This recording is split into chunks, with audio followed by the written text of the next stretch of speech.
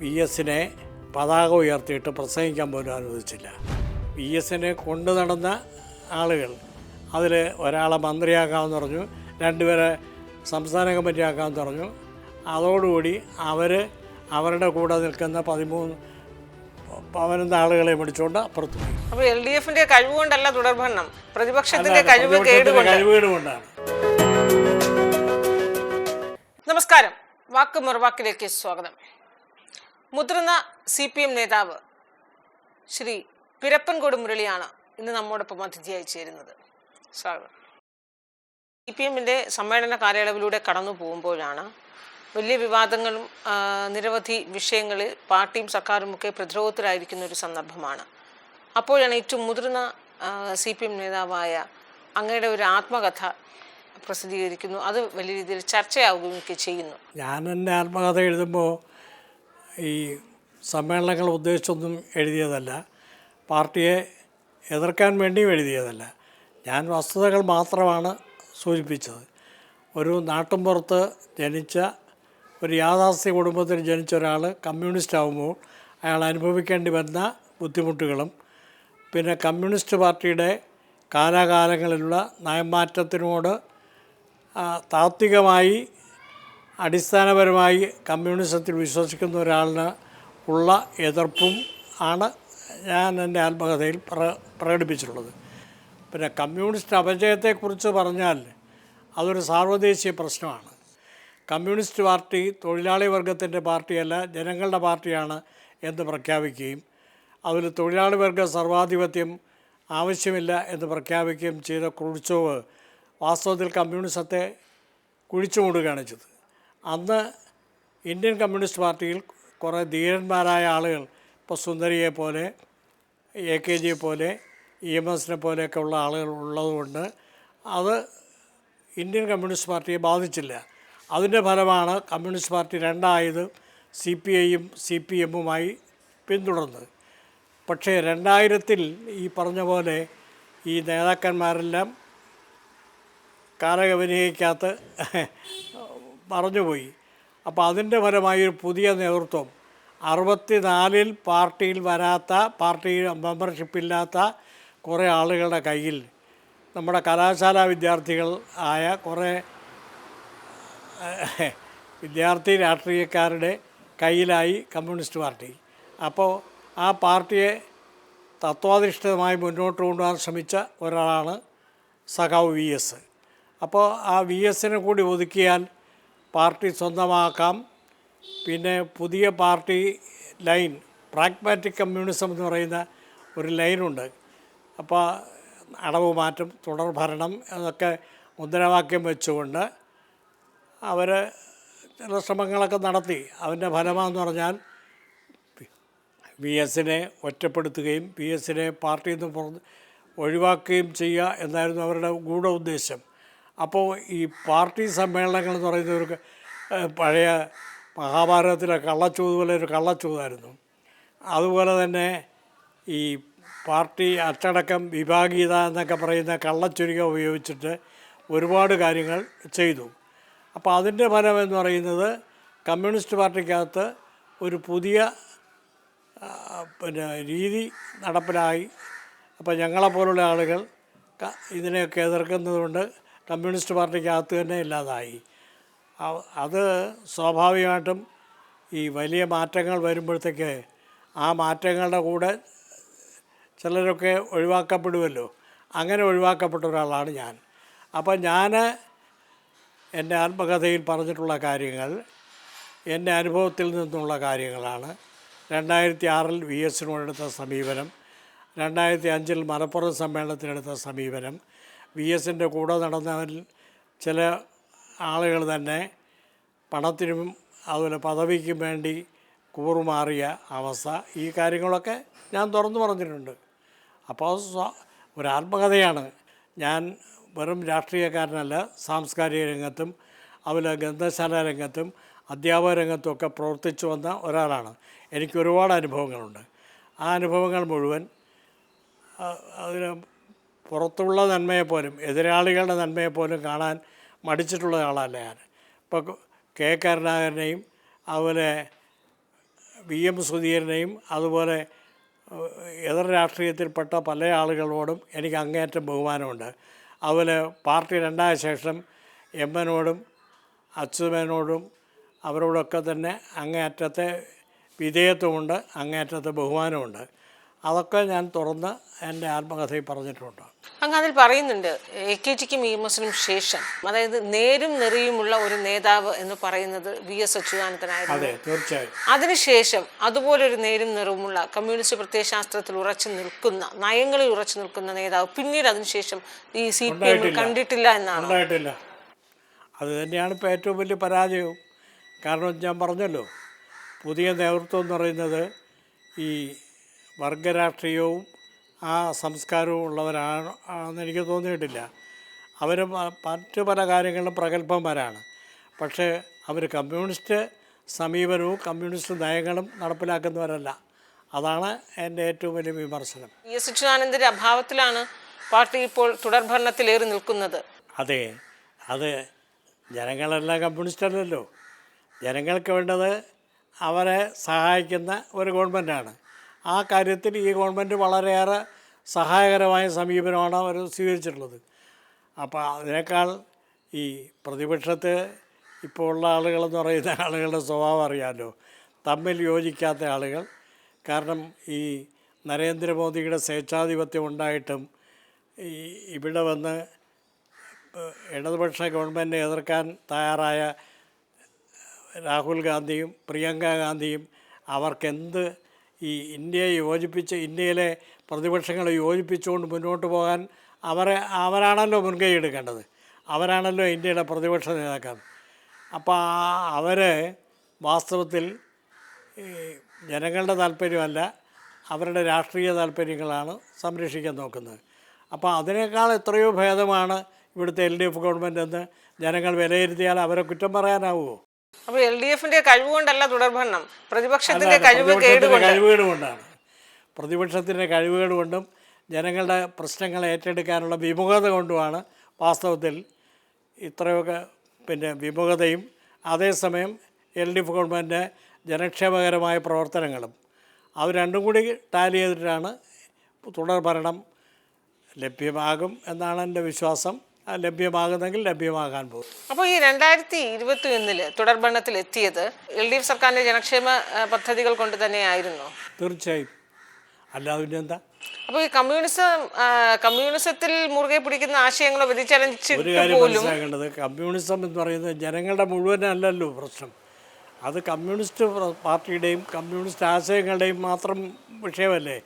ജനങ്ങൾ മുഴുവൻ കമ്മ്യൂണിസ്റ്റാണ്, അത് കുറിച്ച് പറഞ്ഞെടുത്തെത്തും. കാരണം ജനങ്ങൾ മുഴുവൻ കമ്മ്യൂണിസ്റ്റാണ്, അതുകൊണ്ട് വേറെ പാർട്ടി വേണ്ട, കമ്മ്യൂണിസ്റ്റ് പാർട്ടി എന്ന് പറഞ്ഞാൽ ജനങ്ങളുടെ പാർട്ടിയാണ് എന്ന് ആരെങ്കിലും പറഞ്ഞാൽ അത് ശുദ്ധ അസംബന്ധമാണ്.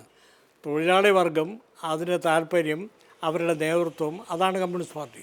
ഇപ്പം വീണ്ടും ഒരു സമ്മേളന കാലയളവിലൂടെ പാർട്ടി കടന്നു പോകുമ്പോൾ അങ്ങ് പറഞ്ഞതുപോലെ, അങ്ങ് ആത്മകഥയിൽ പറഞ്ഞത് മലപ്പുറം സമ്മേളനമാണ് ഏറ്റവും അധികം വിഭാഗീയത അത് മൂർച്ഛിച്ചു നിന്ന CPMന്റെ തന്നെ ചരിത്രത്തിലെ ഏറ്റവും വിഭാഗീയത പുറത്തു വന്ന, പരസ്യമായി മറനീക്കി പുറത്തു വന്നത് മലപ്പുറം സമ്മേളനം തന്നെയായിരുന്നു. അതിനുശേഷം അതോടുകൂടി പാർട്ടിയിൽ വിഭാഗീയതയൊക്കെ മുഴുവനും വെട്ടിനിരത്തി വിഭാഗീയത മുഴുവനും തുടച്ചു മാറ്റിയെന്നാണ് CPM ഇപ്പോഴും അവകാശപ്പെട്ടുകൊണ്ടേയിരിക്കുന്നത്. അത് തുടച്ചു മാറ്റിയെന്നുള്ളത് പൂർണ്ണമായി ശരിയല്ല. എന്ന് വെച്ചാൽ വ്യത്യസ്ത അഭിപ്രായക്കാരെ ഒഴിവാക്കിയത് കൊണ്ട് വിഭാഗീയത തുടച്ചു മാറ്റലാവില്ല. കാരണം വെച്ചാൽ എൻ്റെ കൈക്കൊരു അസുഖം വന്നാൽ കൈ വെട്ടിക്കളയല്ല, കൈ ചികിത്സിച്ച് ഭേദമാക്കുകയാണ് വേണ്ടത്. അതുപോലെ കമ്മ്യൂണിസ്റ്റ് പാർട്ടിക്കകത്ത് വ്യത്യസ്ത അഭിപ്രായം വന്നാൽ ആ അഭിപ്രായം കേട്ടുകൊണ്ട് അതിനെ അവരെത്ര ശരിയുണ്ടെന്ന് മനസ്സിലാക്കി അത് പരിഹരിക്കാൻ ശ്രമിക്കുന്നതാണ് കമ്മ്യൂണിസ്റ്റ് പാർട്ടി. കാരണം സ്വയം വിമർശനമാണ് കമ്മ്യൂണിസ്റ്റ് പാർട്ടിയുടെ ഏറ്റവും വലിയ ജീവത്തായ മുദ്രാവാക്യം. അതില്ലാതെ വിമർശനം കേൾക്കാതെ സ്വയം വിമർശനം നടത്താതെ ഉള്ള എല്ലാ പ്രവർത്തനവും ഏകാധിപത്യത്തിന് തുല്യമാണ്. അത് അധികാരം കയ്യിലിരിക്കുന്നവൻ, പാർട്ടി മിഷനറി കയ്യിലിരിക്കുന്നവന് എന്തും ചെയ്യാൻ പറ്റും. അത് മലപ്പുറം സമ്മേളനം വരെ ഞാൻ നിരവധി സമ്മേളനങ്ങൾ പങ്കെടുത്തിട്ടുള്ളതാണ്. അങ്ങനെ ഒരു അനുഭവം എനിക്ക് ഉണ്ടായിട്ടില്ല. പക്ഷേ മലപ്പുറം സമ്മേളനത്തിൽ വന്നപ്പോൾ ചേരിതിരിവും അതുപോലെ തന്നെ എനിക്ക് നേരിട്ട് അറിയാവുന്നതാണ് തിരുവനന്തപുരം ജില്ലയിലെ കാര്യം. കാരണം 44 പ്രതിനിധികൾ ഇവിടെ നിന്ന് മലപ്പുറത്ത് പോയപ്പോൾ അവസാനം അവിടെ വോട്ടിംഗ് നടക്കേണ്ടി വന്നു. പാർട്ടി മെഷീനറി കയ്യിലുള്ള വിഭാഗക്കാർ അവരുടെ താല്പര്യങ്ങൾ സംരക്ഷിക്കാൻ വേണ്ടി മറ്റു പലതും കേൾക്കാതെ വന്നപ്പോൾ അതിന് എതിരായിട്ട് മത്സരിക്കേണ്ടി വന്നു. ആ മത്സരിച്ചപ്പോഴാണ് തിരുവനന്തപുരം ജില്ലയിൽ 44 പേരിൽ 14 പേര് അപ്പുറത്ത് പോയി. അതിൽ ഏറ്റവും വലിയ രസം എന്ന് പറഞ്ഞാൽ VSനെ കൊണ്ടു നടന്ന ആളുകൾ അതിൽ ഒരാളെ മന്ത്രിയാക്കാമെന്ന് പറഞ്ഞു, 2 പേരെ സംസ്ഥാന കമ്മിറ്റി ആക്കാമെന്ന് പറഞ്ഞു. അതോടുകൂടി അവരുടെ കൂടെ നിൽക്കുന്ന 13-15 ആളുകളെ പിടിച്ചുകൊണ്ട് അപ്പുറത്ത് പോയി. അപ്പോൾ അതുപോലെ ഓരോ ജില്ലയിലും സംഭവിച്ചു. അതുകൊണ്ടാണ് മലപ്പുറം സമ്മേളനത്തിൽ VS ഒറ്റപ്പെടുകയും പിന്നെ 2006 VSനെ സ്ഥാനാർത്ഥിയാക്കാതിരിക്കാനുള്ള ശ്രമം നടത്തുകയൊക്കെ ചെയ്തത് എന്നാണ് ഞാൻ എൻ്റെ ആത്മകഥയിൽ പറഞ്ഞത്. VS അച്യുതാനന്ദനെ 2006 മത്സരിപ്പിക്കേണ്ടതില്ല എന്ന് തീരുമാനമെടുക്കുകയും വലിയ രീതിയിൽ ജനകീയ പ്രതിഷേധങ്ങൾ ഉടലെടുത്തതോടുകൂടിയാണ് പാർട്ടിക്ക് തീരുമാനം മാറ്റേണ്ടി വന്നു. അദ്ദേഹത്തെ VSനെ മത്സരിപ്പിച്ചാൽ മാത്രമേ ഇനി തെരഞ്ഞെടുപ്പിന് CPM ഇടതുമുന്നണിക്ക് തെരഞ്ഞെടുപ്പ് നേടാനാകൂ എന്നൊരു യാഥാർത്ഥ്യം അവർ മനസ്സിലാക്കുന്നു. പക്ഷെ അന്ന് അങ്ങ് സംസ്ഥാന കമ്മിറ്റിയിലുണ്ടായിരുന്നു. അന്ന് നേരിട്ട് ആ സമയത്ത് ആ കാര്യങ്ങളൊക്കെ നേരിട്ട് ആ ചർച്ചകളിലൊക്കെ നേരിട്ട് പങ്കെടുത്തുന്നൊരു നേതാവ് കൂടിയായിരുന്നു. അതെങ്ങനെയായിരുന്നു ആ സമയത്തെ ആ സമ്മേളനത്തിലെ പൊതുവികാരം VSനെ മത്സരിപ്പിക്കണമെന്നായിരുന്നു. പക്ഷേ കേരളത്തിൽ നിന്നുള്ള കേന്ദ്ര കമ്മിറ്റി മെമ്പർമാരിൽ ബഹുഭൂരിപക്ഷവും കേന്ദ്ര കമ്മിറ്റി കൂടിയപ്പോൾ മത്സരിപ്പിക്കാൻ പാടില്ല എന്ന് തീരുമാനിച്ചു. VSനെ കൊണ്ട് തന്നെ പറയിപ്പിച്ചു, ഞാൻ മത്സരിക്കുന്നില്ല എന്ന് സമ്മേളനത്തിൽ. അതായിരുന്നു സംഭവം. എനിക്ക് ആരോഗ്യമില്ല, അതുകൊണ്ട് ഞാൻ മത്സരിക്കുന്നില്ല എന്ന് പറഞ്ഞു. അപ്പം കേന്ദ്ര കമ്മിറ്റി അല്ലേ സംസ്ഥാന കമ്മിറ്റി ഈ തീരുമാനം അറിയിച്ചപ്പോൾ സംസ്ഥാന സെക്രട്ടേറിയറ്റ് കൂടി അദ്ദേഹം മത്സരിക്കേണ്ട തീരുമാനിച്ചു. പകരം പാലോളിയും പിന്നെ കോടിയേരി ബാലകൃഷ്ണനൊക്കെ മത്സരിക്കാനാണ് തീരുമാനിച്ചത്. അപ്പോൾ VSൻ്റെ അഭിപ്രായം കേൾക്കണമെന്ന് സംസ്ഥാന കമ്മിറ്റി മെമ്പർമാർ ആവശ്യപ്പെട്ടപ്പോൾ VS എഴുന്നേറ്റ് പറഞ്ഞു, ഞാൻ മത്സരിക്കുന്നില്ല, എനിക്ക് ആരോഗ്യമില്ല, എനിക്ക് വയസ്സായി എന്ന് അപ്പോഴാണ് VS പറഞ്ഞു. അപ്പം ഞാൻ എഴുന്നേറ്റ് പറയുകയും ചെയ്തു, ഇത് സ്വാഭാവികമായിട്ടും ഒരു പാർട്ടി തീരുമാനമാണ്, VS ഒരു പാർട്ടി അച്ചടക്കമുള്ള ആളായതുകൊണ്ട് അത് പറയുന്നതാണെന്ന് ഞാൻ പറയുകയും ചെയ്തു. അപ്പോൾ അതൊരു വലിയ കാര്യമല്ല. കമ്മ്യൂണിസ്റ്റ് പാർട്ടിയുടെ ചരിത്രത്തിൽ ഒരു പാർട്ടി കമ്മിറ്റി തീരുമാനമെടുത്താൽ ആ കമ്മിറ്റി അച്ചടക്കമുള്ളൊരു സഖാവാണെങ്കിൽ ആ കമ്മിറ്റിയുടെ തീരുമാനം പറയും.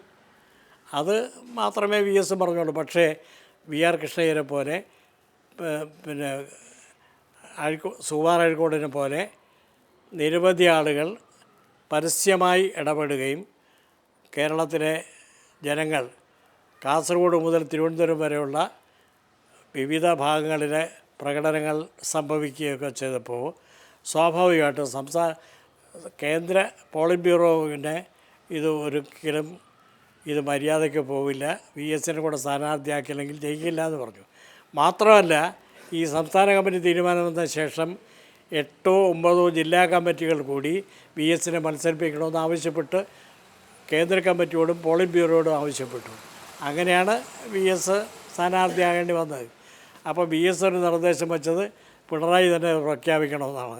പിണറായിയാണ് അത് പ്രഖ്യാപിച്ചത്. ഞാനിപ്പോൾ VSൻ്റെ ജീവചരിത്രം എഴുതിക്കൊണ്ടിരിക്കുകയാണ്.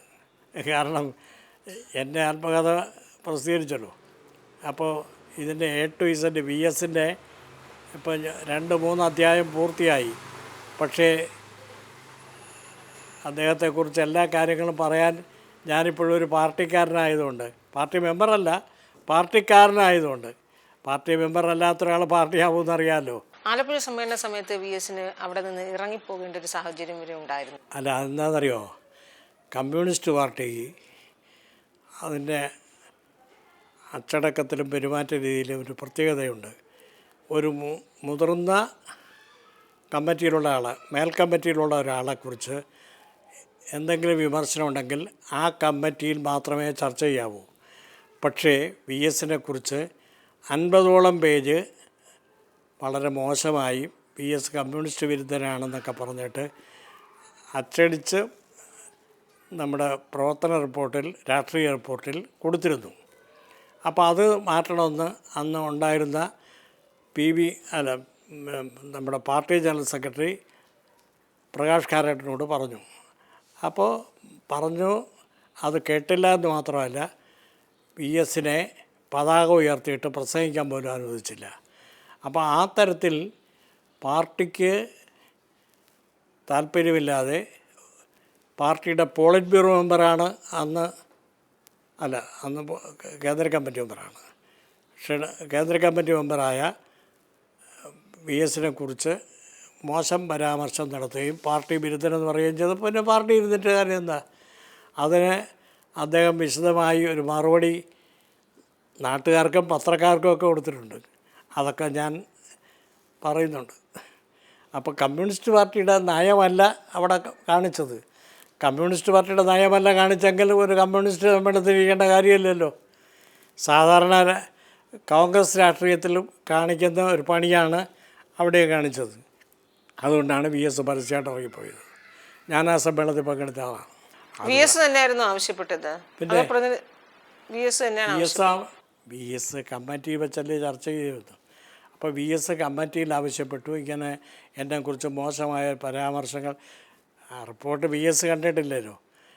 റിപ്പോർട്ട് ഉൾക്കൊള്ളിച്ചു എന്ന് പറയുന്നു. അത് ദയവായി ഒഴിവാക്കി മാത്രമേ സമ്മേളന പ്രതിനിധികൾക്ക് കൊടുക്കാവൂ എന്ന് പറഞ്ഞു. പക്ഷേ സമ്മേളന പ്രതിനിധികൾക്ക് കൊടുത്തിട്ട് അവസാനം പറഞ്ഞു അത് ശരിയായില്ല എന്ന് പറഞ്ഞു. എന്ന് പറഞ്ഞാൽ തല്ലും തന്നിട്ട് ശരിയായില്ല എന്ന് പറഞ്ഞിട്ട് വല്ല അർത്ഥമുണ്ടോ? പറയാനുള്ളത് മുഴുവൻ പറഞ്ഞിട്ടേ സോറി പറഞ്ഞ കാര്യമുണ്ടോ? അപ്പോൾ അതാണ് സംഘടനാപരമായി സംഭവിച്ച തെറ്റ്. അത് അറിയാതെ സംഭവിച്ചൊന്നുമല്ല. മലപ്പുറം സമ്മേളനം മുതൽ എങ്ങനെയെങ്കിലും വി എസിനെ പാർട്ടിയിൽ നിന്ന് പുറത്തിയാടിക്കാനൊരു ശ്രമം നടന്നുകൊണ്ടിരിക്കുകയാണ്. അതിൻ്റെ ഭാഗമായിട്ടാണ് ആലപ്പുഴ സമ്മേളനത്തിൽ ഈ കാര്യങ്ങൾ വന്നത് എന്നാണ് ഞാൻ മനസ്സിലാക്കുന്നത്. മാരാരിക്കുളത്ത് വി എസിനെ ശരിക്കും തോൽപ്പിച്ചു തന്നെയായിരുന്നു. പിന്നെ ഉറപ്പല്ലേ? കാരണം അതിൻ്റെ ഓഫീസ് ചുമതല വഹിച്ചിരുന്ന രതീഷ് ചന്ദ്രൻ എന്ന് പറഞ്ഞൊരു ചെറുപ്പക്കാരനുണ്ട്. അയാൾ ചില കാര്യങ്ങൾ എന്നോട് പറഞ്ഞിട്ടുണ്ട്. എന്താ കാര്യം എന്ന് വെച്ചാൽ ആ രേഖകൾ മുഴുവൻ ഇലക്ഷൻ കഴിയുന്ന മുമ്പ് ചുട്ടുകരിച്ചു.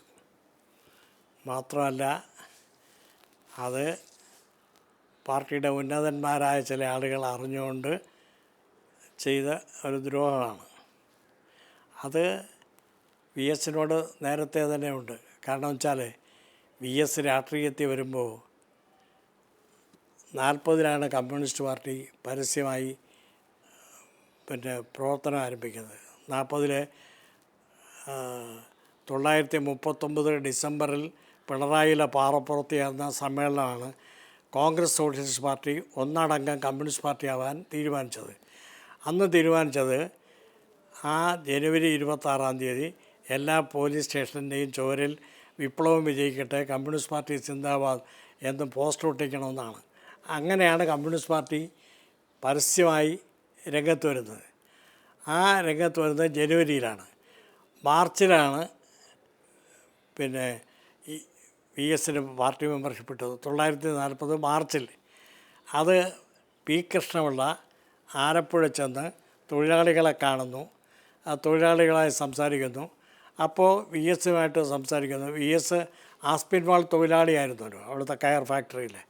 ആ കയർ ഫാക്ടറി തൊഴിലാളിയായ വി എസിനോട് ഒറ്റയ്ക്ക് പി കൃഷ്ണപിള്ള സംസാരിച്ചു. അപ്പോൾ ഇയാൾ മിടുക്കനാണെന്ന് തോന്നി. അപ്പോൾ സൈമൺ ആശാനാണ് അവിടുത്തെ പാർട്ടിക്കാരൻ. സൈമൺ ആശാൻ്റെ പറഞ്ഞു ഈ ചെറുപ്പക്കാരനോട് മെമ്പർഷിപ്പ് കൊടുക്കണം. അന്ന് 17 വയസ്സേ ഉള്ളൂ. 1937-ലോ 38-ലോ. അപ്പോൾ കൊടുക്കാൻ പറഞ്ഞു. അങ്ങനെയാണ് കമ്മ്യൂണിസ്റ്റായത്. അപ്പോൾ 40-ൽ കമ്മ്യൂണിസ്റ്റ് പാർട്ടി പ്രഖ്യാപിതമായി കമ്മ്യൂണിസ്റ്റ് പാർട്ടി പരസ്യമായി പ്രവർത്തനം ആരംഭിച്ചതിൻ്റെ 2ാമത്തെ മാസമാണ് വി എസ് കമ്മ്യൂണിസ്റ്റുകാരനാകുന്നത്. ആ വി എസിനെയാണ് പുറത്തിയാടിക്കാൻ 64-ന് ശേഷം പാർട്ടി വന്ന ചില മാന്യന്മാർ ശ്രമിച്ചുകൊണ്ടിരിക്കുന്നത്. പക്ഷേ ഇത് ഒരു കാര്യം മനസ്സിലാക്കണം, ഇത്രയും ദ്രോഹം ഉണ്ടാക്കിയിട്ടും വി എസ് ഒരിക്കലും പാർട്ടി വിട്ടുപോയിട്ടില്ല. പാർട്ടിയെ തള്ളി പറഞ്ഞിട്ടുമില്ല. പാർട്ടി അംഗീകരിച്ചിട്ടേ ഉള്ളൂ. ഇപ്പോൾ പോലും ഈ പക്ഷാഘാതം പിടിപെട്ട് വീട്ടിൽ കിടക്കുമ്പോൾ പോലും കമ്മ്യൂണിസ്റ്റ് പാർട്ടിക്ക് എതിരായിട്ട് ഒരു അക്ഷരം വി എസിൻ്റെ ഭാഗത്തുനിന്നും ഉണ്ടായിട്ടില്ല. അപ്പം ഞങ്ങളൊക്കെ അത്ഭുതപ്പെട്ടിട്ടുണ്ട്. അദ്ദേഹത്തിനോട് പലരും പാർട്ടി വിടാൻ പറഞ്ഞു, പുതിയ പാർട്ടി ഉണ്ടാക്കാൻ പറഞ്ഞു. അവരോടൊക്കെ ആട്ടി ഇറക്കിയതല്ലാതെ ഒരിക്കലും കമ്മ്യൂണിസ്റ്റ് പാർട്ടിയെ തള്ളി പറയാൻ VS ഉണ്ടായിരുന്നില്ല. ആ പാരമ്പര്യമാണ് ഞങ്ങൾക്കൊക്കെ ഉള്ളത്. EMSൻ്റെയും AKGയുടെയും VSൻ്റെയൊക്കെ പാരമ്പര്യം. VS അപ്പോൾ ശരിക്കും വന്ന് മാരാരിക്കുളത്ത് തോൽപ്പിച്ചു. അത് ഇലക്ഷന് മുന്നേ തന്നെ അതെൻ്റെ രസം പറഞ്ഞാൽ ഈ അദ്ദേഹത്തിനെതിരായി നിന്നയാൾ PR ഫ്രാൻസിസാണ്. ആ ഫ്രാൻസിസും തന്നെ ചില സ്വകാര്യങ്ങൾ എന്നോട് പറഞ്ഞിട്ടുണ്ട്. അതൊക്കെ അങ്ങനെ പറയാൻ പറ്റില്ലല്ലോ, വ്യക്തിപരമല്ലേ. അത് തോൽപ്പിച്ചതാണെന്നുള്ളത് ഉറപ്പാണ്. തോൽപ്പിച്ചതിൽ പങ്കുള്ളവരെയും എനിക്കറിയാം, പക്ഷേ ഞാൻ പരസ്യമായി അത് പറയില്ല. VSന് കൃത്യമായി ആരൊക്കെയാണെന്ന് കൃത്യമായി പിന്നെ VSന് അത് മാത്രമല്ല, കമ്മ്യൂണിസ്റ്റ് പാർട്ടിയെ സ്നേഹിക്കുന്നവർക്കെല്ലാം അറിയാം. അതൊരു അങ്ങാടിപ്പാട്ടല്ലേ. പാർട്ടിക്ക് അതീതനായി ഒരു ഘട്ടത്തിൽ അദ്ദേഹം വളർന്നു. അതായിരുന്നു ഇവരെ ഇത്രയേറെ. അതൊന്നുമല്ല, അതീതനൊന്നുമല്ല. കാരണം ജനങ്ങളുടെ പ്രശ്നങ്ങളിൽ ഇടപെടും. ഇപ്പോൾ ഏറ്റവും പ്രധാനപ്പെട്ട വിഷയം എന്ന് പറഞ്ഞാൽ ഈ പെൺവാണിഭങ്ങൾ, അതുപോലെ അഴിമതി, ഈ കയ്യേറ്റം, ഭൂമി കയ്യേറ്റം, ഇതിനൊക്കെ VS സ്വമേധയാ അങ്ങ് പോവുകയാണല്ലോ. ഈ പ്രായത്തിൽ മതികെട്ട മലയിലും അവിടെ വാഗമണ്ണിലുമൊക്കെ പോയാൽ അവിടെയൊക്കെ KM മാണിയെ പോലുള്ള വലിയ രാഷ്ട്രീയ ദുരന്തരന്മാരുടെ ബന്ധുക്കളാണ് ഭൂമി കയ്യേറുന്നത്. അങ്ങനെ ഭൂമി കയ്യേറ്റം നടത്തുമ്പോൾ അതിനെതിരെ ജനങ്ങളെ സംഘടിപ്പിച്ച് അവിടെ പ്രക്ഷോഭം ആരംഭിക്കും. അതുപോലെ കുഞ്ഞാലിക്കുട്ടി അങ്ങനെ ഐസ്ക്രീം കേസ്, അത് വെളിച്ചത്ത് കൊണ്ടുവന്നത് VS ആണ്. അപ്പോൾ VS കൊണ്ടുവന്നപ്പോൾ പറഞ്ഞല്ലോ VS ആണ്. VSും നായനാരും ചടയനും കൂടെ തീരുമാനിച്ചാണ് അയാളെ കേസിൽ നിന്ന് ഒഴിവാക്കാൻ തീരുമാനിച്ചതെന്നാണ്. പക്ഷേ അതേയല്ല, അത് അന്നത്തെ അഡ്വക്കേറ്റ് ജനറലൊക്കെ ദാമോദരനും പാർട്ടി സെക്രട്ടറിയും കൂടെ, ചടയൻ്റെ മരണശേഷം വന്ന പാർട്ടി സെക്രട്ടറിയും കൂടെ തീരുമാനിച്ചാണ്. അപ്പോൾ അതിനൊക്കെ VSനെ സാക്ഷി VS പരസ്യമായി പറഞ്ഞു, ഞാനല്ല, എനിക്കതിൽ പങ്കില്ല എന്ന് പറഞ്ഞു. അപ്പോൾ അത് ഈ കുഞ്ഞാലിക്കുട്ടിക്കൊക്കെ തീരാത്ത ഭയമുണ്ട്. പിന്നെ ബാലകൃഷ്ണനുള്ള ഇടമലയാർ കേസ്, അതൊക്കെ അറിയാമല്ലോ. വ്യക്തിപരമായി ആരോടും വിരോധം പുലർത്തുകയല്ല, പക്ഷേ അഴിമതിക്കാരെയും പെൺവാണിഭക്കാരെയും ഒക്കെ പുറത്തു കൊണ്ടുവരാൻ പിന്നെ ശ്രമിച്ചു എന്നുള്ളതാണ് VSൻ്റെ പേർക്കുള്ള കാരണം. ഇത് 2001, 2005 പ്രതിപക്ഷ നേതാവായിരിക്കുമ്പോഴാണ്. അതുകൊണ്ടാണ് 2006 പറഞ്ഞത് VSൻ്റെ സ്ഥാനാർത്ഥിയൊക്കെ തോറ്റുപോകുന്നു. പക്ഷേ കേരളത്തിലെ മുഴുവൻ പാർട്ടിയും പറഞ്ഞു VSൻ്റെ സ്ഥാനാർത്ഥിയാക്കണം. കാരണം 8 or 9 ജില്ലാ കമ്മിറ്റികൾ പ്രത്യേക യോഗം കൂടി. കാരണം സംസ്ഥാന കമ്മിറ്റി തീരുമാനമെടുത്ത ശേഷം, പോളിറ്റ് ബ്യൂറോ തീരുമാനമെടുത്ത ശേഷം അത് തിരുത്താൻ ആവശ്യപ്പെട്ട ആദ്യത്തെ സംഭവമാണ് VSൻ്റെ സ്ഥാനാർത്ഥിത്വം. അങ്ങ് പറഞ്ഞില്ലേ ഈ കുഞ്ഞാലിക്കുട്ടിയുടെ കേസിൽ അത് ഒതുക്കിയത് ചടയൻ ഗോവിന്ദന് ശേഷം പാർട്ടി സെക്രട്ടറി ആയത് അത് പിണറായി വിജയൻ തന്നെയാണ്. മുഖ്യമന്ത്രിയായിരിക്കുന്ന പിണറായി വിജയൻ തന്നെയായിരുന്നു.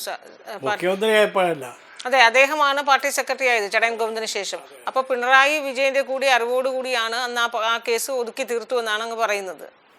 അതെ. അപ്പോൾ അതാണോ ഇപ്പോഴും പിണറായി വിജയനും കുഞ്ഞാലിക്കുട്ടിയും തമ്മിലൊരു സൗഹൃദമുണ്ട് എന്നൊക്കെ പറയുന്നത്? ഒരു ഷാൻ്റെയൊക്കെ ഒരു കടപ്പാട് തന്നെയായിരിക്കും. അതൊന്നും ഞാൻ പറയുന്നില്ല, അതൊക്കെ നാട്ടുകാർക്ക് അറിയാവുന്ന കാര്യമല്ലേ. അത് നാട്ടുകാർ അറിയാവുന്ന കാര്യം എൻ്റെ വാക്യത്ത് കുത്തി തരികയും ഞാൻ പറഞ്ഞു എന്ന് പറയണ്ട. എനിക്കതിൻ്റെ താല്പര്യമില്ല. കമ്മ്യൂണിസ്റ്റുകാരൻ ഒരിക്കലും ഒരു വ്യക്തിപൂജാവാദിയല്ല. ഞാൻ എൻ്റെ കഴിവുകൊണ്ടാണ് ഈ കാര്യങ്ങളൊക്കെ ചെയ്യുന്നതെന്ന് തെറ്റിദ്ധരിച്ചാൽ അപകടം അതിനാണ്. മാർക്കോഴ കേസ് ഞാൻ അവസാനം അടിവാങ്ങിച്ചത് ആ കേസിലാണ്. ആ സമരം നടക്കുമ്പോൾ ഒരു പോലീസുകാരൻ വന്ന് എൻ്റെ മുട്ടിനോടൊരു അടിയടിച്ചപ്പോൾ ആ പോലീസുകാരനെ ഞാൻ പഠിപ്പിച്ചിട്ടുള്ളതാണ്. അയാൾ ആദ്യം അടിച്ചിട്ടാണ് നോക്കണത്. അപ്പോൾ എന്നെ നോക്കിയപ്പോൾ എൻ്റെയാണ്. ഒരു കമ്മ്യൂണിസ്റ്റുകാരൻ എങ്ങനെയെങ്കിലും BJP നേതാവിനെ കാണാൻ പോകുമോ?